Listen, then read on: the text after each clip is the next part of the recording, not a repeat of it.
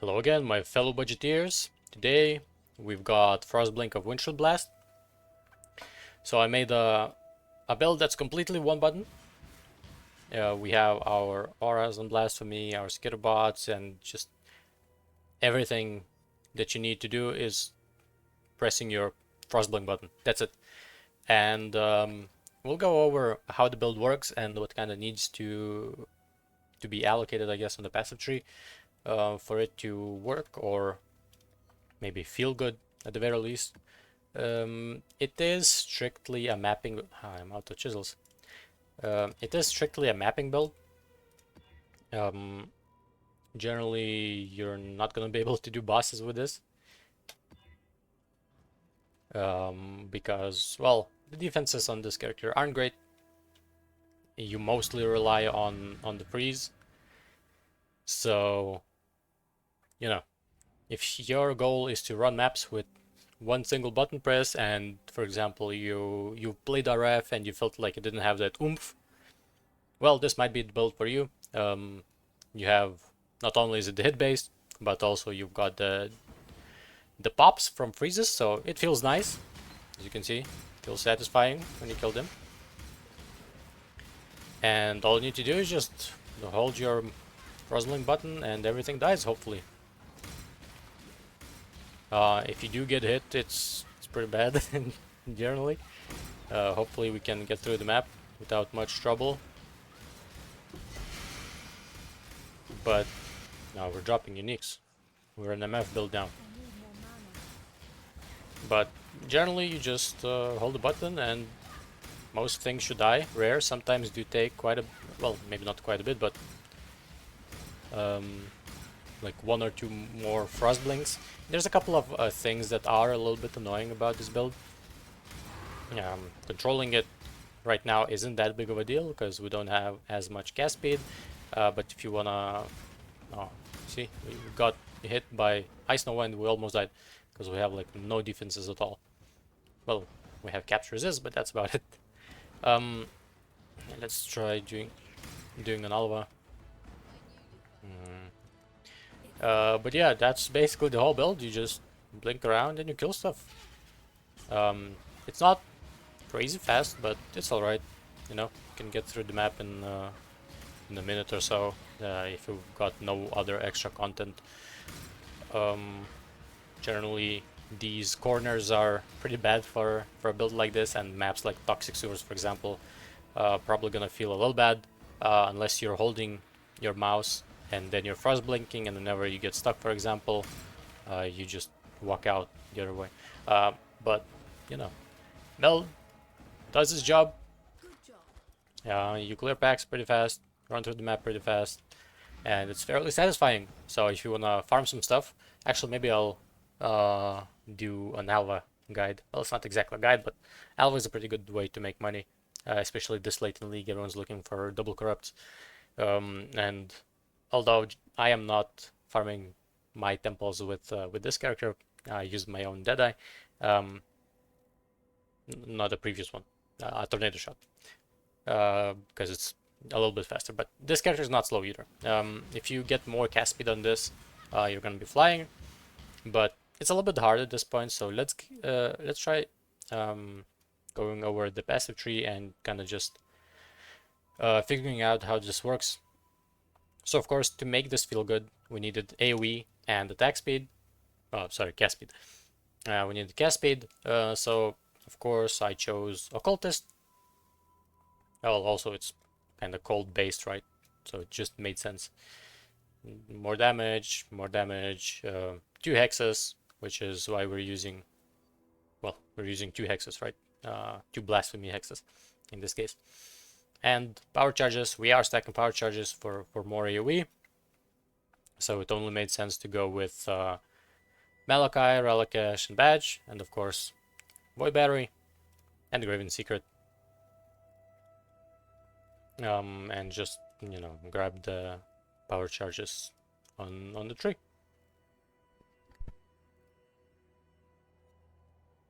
But after that, grab all the AoEs, grab a bunch of cast speed if you can. For example, you know, a natural instinct over here.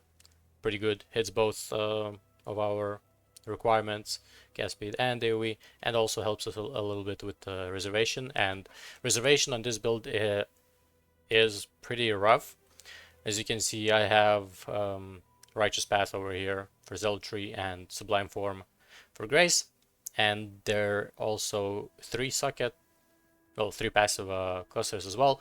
So I wanted to make sure that I have enough mana for at least a couple of casts, just in case maybe there's a rare that has cannot be leeched. Sorry, not cannot be leeched, but if there's like a tanky rare where we're gonna need a couple of hits, and maybe our clarity isn't working for some reason. Maybe, for example, you don't want to reserve your life for clarity, and you decided that you want to reserve your mana, so your clarity might be a little bit lower level. And right now, I am mostly sustaining my mana, but as you can see, it's kind of slowly running out. Maybe, I think it was. And you know, if your clarity isn't high enough level, you might struggle a little bit with mana. So I had to fix that problem as well. So I grabbed a couple of mana nodes over here. They do give us life as well. Generally, this wheel is pretty bad, but you know, it's good enough. Of course, inner conviction for more damage. I was testing out a little bit of other path things as well. For example, going over here for extra AoE and dropping a natural instinct, because there's, you know, quite a few travel nodes over here, but just didn't really feel as good. I lost a bunch of cast speed as well, and there's, well, I would have to travel over here for more cast speed, and I was just kind of running out of points. Maybe if you want to sacrifice some life, maybe these nodes as well, if you can fix the mana, or, well, maybe with clarity, with like level 21 clarity, you should be good. You do lose a little bit of life, right, from this, and then also from extra reservation. I don't think my clarity is even 20 at this point either. Oh, it is. Okay.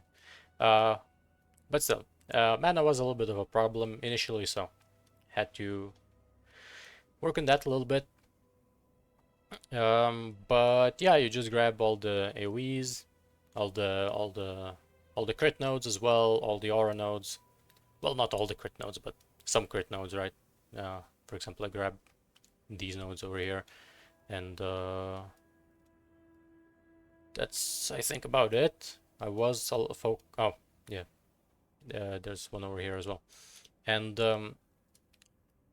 you want to make sure that your crit is close to 100, or, well, in my case I do have 100, but because that's your defense layer.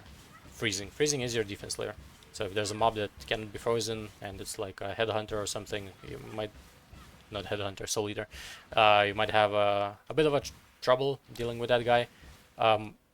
But yeah, having reservation was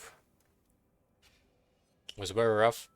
I went through quite a few ways to get more reservation. As you can see, I also have Impossible Escape. This one's pretty cheap also. It's 1 divine. I think this whole build is pretty cheap except for Sandstorm Visage. This you don't have to have it double corrupted, of course, or corrupted at all even. I mean, with an implicit. But I just wanted those extra 2 curse levels, and it was only like 1 divine more expensive, so I just grabbed it. I think I paid like 8.5 divines for this. Sandstorm Visage is pretty expensive, but that's like the only expensive item in here. Other than that, everything is very cheap. For this ring I also paid 2 divines, but at that time I didn't have a Militant Faith with resistances, but you don't have to get a Militant Faith with resistances. If you want, you can also look for double damage. Well, by that I mean with 2 damage from devotion modifiers. But generally they are a little bit of a pain to search for, so just if you don't want to bother with that, you can just make sure that it's Dominus for inner conviction and that you don't break the nodes if you have this wheel allocated. You're free to drop it and find something else, maybe some more cast speed. Cast speed is nice, of course. The more the better, so you can fly faster through the maps, right? Because this is a mapping build, so that's its only purpose. But yeah, the build's very cheap. We're using Bronze Leaf obviously because it's +5, so make sure that you get the plus UAV from here as well. Right now we are at level 29, which is pretty much as good as it's gonna get. Get the gem itself 21 as well. AoE, sorry, not AoE, quality, I mean, it's good, but Skitterbots is our only source of chill, because I wanted to make sure that we don't need to press any other extra buttons, so it's just Skitterbots applying the chill, so they don't do it always perfectly right, but generally they do the job.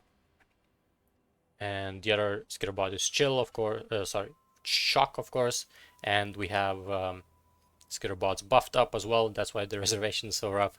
Unbound ailments and enlightenment for mana reservation, of course. This build is using 3 enlightenment, by the way, although you can probably get rid of 188 mana, so that's 2.5 casts basically. No, well, it's 1.5 cast, but we do have some regen right now, so it feels okay with 2 enlightens, but you know, depending on whatever else you have right here. I also have this jewel over here with double reserve. You don't have to get this. Maybe just focus on cast speed and maybe crit multi as well. This jewel is basically dead at this point. I got it much earlier into the build. But yeah, just get a bunch of reservation. Unless you don't want to use 2 curses, but it's kind of a waste of an ascendancy, right? But we are using frostbite and elemental weakness, so that's quite a bit of negative resist, right? Kind of a waste to just go with 1. And then Skitterbots increasing damage with shock, as well as the bonus damage from the quality of this, right? So generally our hits themselves are pretty big. You should be able to freeze most monsters. You can actually even freeze bosses as well. I could show you actually. It's just gonna take forever for the spider to spawn, but like our hit is very big. Well, not very big, but it's big enough so that even tier 16 bosses just get frozen by it. But you know, if you're running jungle allies, most of the time you skip the bosses anyway. Let's see. Yeah, see? Even the boss is frozen. Perfect. Another jungle valley. So yeah, that's probably all that is to the build. I made sure that it's a 1-button build, so it feels just good. Sensor message, the unholy trinity, as I call it: Relic Ash, Malachi, and Badge for frenzy charges, of course. And yeah, that's the build. This build can run tier 17 maps without the boss. Again, it also depends a lot on the mods as well. Crit, I mean, crit reduction, obviously you can't do that. You can probably run these negative resistances. The extra life is probably gonna be bad, since we do want a 1-shot. Less area of effect, that's pretty bad. It's gonna feel bad. I don't know. Let's try running this one. It's probably not gonna go too well. We get hit once, we basically die. But if we don't get hit, the packs are dying still pretty fast generally. So as you can see, like the damage is enough for the white and blue packs to die in 1 hit in here, and also you can overlap the AoEs as well. But the boss is out of the question, of course. This build does nothing against bosses. I mean, I didn't really try T17 boss. I mean, I guess I can go in and see what's what. Maybe we just perma-freeze the bosses. It's unlikely, but maybe that's what's happening. I don't know. We can test it out. But generally, you should just focus on mapping with this build. and either skip the bosses or have another character that can do the bosses. Okay, let's see. What just die in one hit? Yeah, we don't freeze tier se Wait, I think I saw Maligara being frozen. Yeah, so tier 17 bosses out of the question. Just don't do them. If you wanna farm with 2 characters, feel free to do so. But it's kind of a waste, right? Well, not a waste, but a chore. But yeah, that's a build. If you like one button builds, this might be a build for you. Not too expensive. Again, this whole build is probably like 15 divines or something like that. Nothing too crazy. Maybe a little bit more if you include like the cluster as well. Maybe like 20 divines max. But if you wanna just blast some maps with one button, go for it. That's about it for today. As I've said, I do have a couple of more builds to show off, and maybe I'll even do the Alva video as a way to make some money for you guys, because I've been farming Alvas and Beasts in this whole league, and well, that's how I can have 15 different builds, right?